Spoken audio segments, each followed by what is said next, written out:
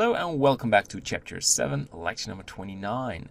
So in the previous lecture I mentioned that I wanted to add metal frames in front of these windows. So that's what we're going to create. So we start by, let's move this, hide this image, just distracting. Add mesh cube. We drag this cube to this area. I like to rotate this to R, Z and 45 degrees. So you press R, Z, and then press 45, and then it's rotating 45 degrees.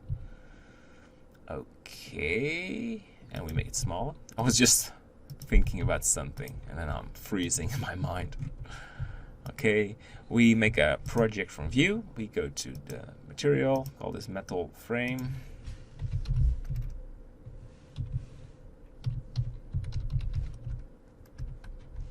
We just have to click new, and then we can name this. My bad. And you thought, what are you doing? Well, I was just making a mistake. And open it, Metal 29. You can find these images just in the lecture downloads. Keep repeating that. I remember from the previous course, students keep asking me, where can I find these images? In the lecture downloads and on Texture Haven, of course. The free CC0 texture source for you. You don't have to pay. Now that's a great deal, right? And put this in the metallic. So roughness, metallic, and a diffuse. So if we zoom in, we want to do just some UV scaling. Let's go back. That's too much. Yeah, something like this. It's just a metal frame. I'm not looking for in detail, a lot of details. Just a metal frame. Oh, wow. We need to put this metal frame to this area. I was confused. I thought, where are we looking at? And we scale it a bit more. You want to drag this more to the inside. And let's go for 2 frames. Two of these, just change the looks a little bit so you have them. And we're going to duplicate it. Okay, I just see that there is a sort of a issue with the texture. Let's restore this because we don't want issues. Okay, sandstone. So what is going on here? Look at that. I think that one is just having issues. So, not really hard to restore it. That will probably fix it. And that one as well.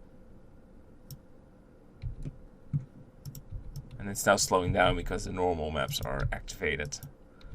But it's just a very small fix, what I like to just fix.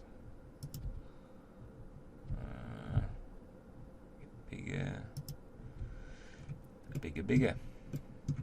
And that one,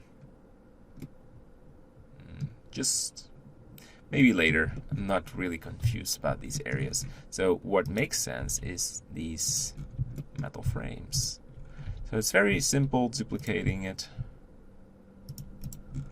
And from a distance it looks like this. And we duplicate it to the other side. Press R, Z, and hold Ctrl to snap it. Press 3 on the numpad for the side view. And we continue doing this. And you can see on some areas we still have these issues. That's the downside of doing everything in once. But I like to wait before spending a lot of time on it, how that will look like in the final renders. And if it's problematic, we will give this a fix. GY. Texture glitches. GY more to the inside. That's sort of a chill what we are creating. I'm seeing this everywhere when doing some research for castles. And I thought it's a sort of a nice detail to add. isn't it? Shift D. Maybe this is your first time you're creating a castle. If so, well, you're doing well, because you made it pretty far already. But yeah, we have to do more tweaking. So go to the front, and let's select these again. Shift D, and remove one frame. Control L, X. Let's say faces, and move it downwards. And I want to have one over there. Just check if this right there. And because we are now very close, it looks ugly, but from a distance, I mean, it's just awesome. I visited the Blender conference this year, 2019, and Ian Hubert was there. I worked with him on Tears of Steel, and he showed sort of speed modeling, and he used the project from view for everything.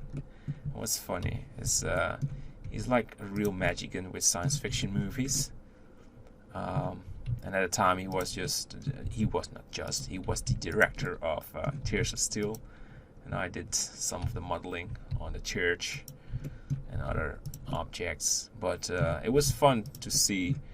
In the meantime, as I'm working on the tower, it was fun to see how he improved his skill to make like the most awesome cities with just project from view. I'm using the technique for like projecting the doors and the window frames, but not always. Also cylinder roll projection, box projection, like a combination. Shift D. Alright, so I think I'm going to pause this right now, and you can continue to work on it and add these on the other sides of the building. Alright, good luck, and we'll be back in a second.